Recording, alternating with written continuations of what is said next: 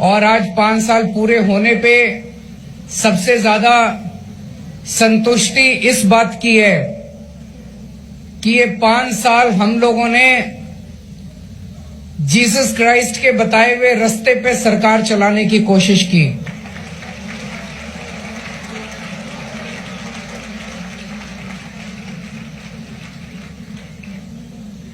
पूरी जिंदगी Jesus Christ ने गरीबों की सेवा की।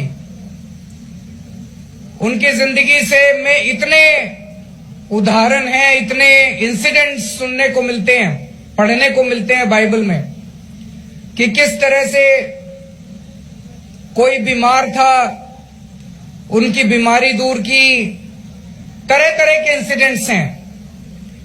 हम लोगों ने भी दिल्ली के अंदर गरीबों का इलाज कराने के लिए जगह जगह मोहल्ला क्लिनिक खोले, गरीबों का इलाज कराने के लिए सरकारी अस्पतालों की व्यवस्था को दुरुस्त किया, बहुत सारे नए सरकारी अस्पताल खोले, सबके लिए इलाज मुफ्त किया, गरीबों के लिए स्कूलों की अच्छी व्यवस्था की, शिक्षा की अच्छी व्यवस्था की।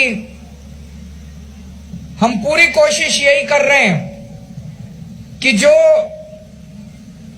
जीसस क्राइस्ट ने अपने जीवन में संदेश दिया था, हम लोग तो बहुत छोटे लोग हैं, मामूली लोग हैं, अगर उनके बताए हुए रास्ते पे 1% भी अमल कर पाए तो हम अपने आप को सौभाग्यशाली समझेंगे।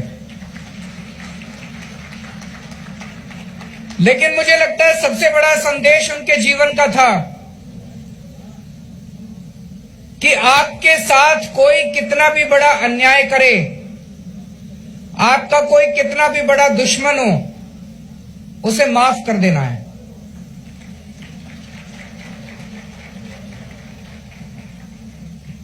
जीसस क्राइस्ट को जब अंतिम क्षण थे उनके और उनको तरह तरह की यातनाएं दी जा रही थी, उनको तरह तरह से प्रताड़ित किया जा रहा था, तब भी वो अंतिम क्षण में भी उन सब लोगों को माफ कर देते हैं जिन लोगों ने उनको इतनी बड़ी बड़ी यातनाएं दी थी।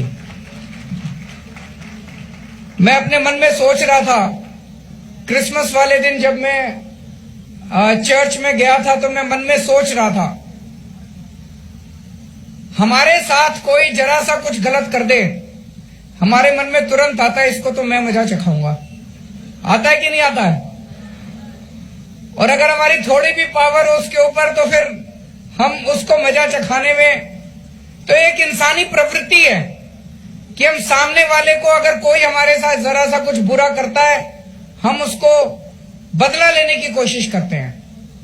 ये सही नहीं है, इससे समाज आगे नहीं, इससे इंसानियत आगे नहीं बढ़ती।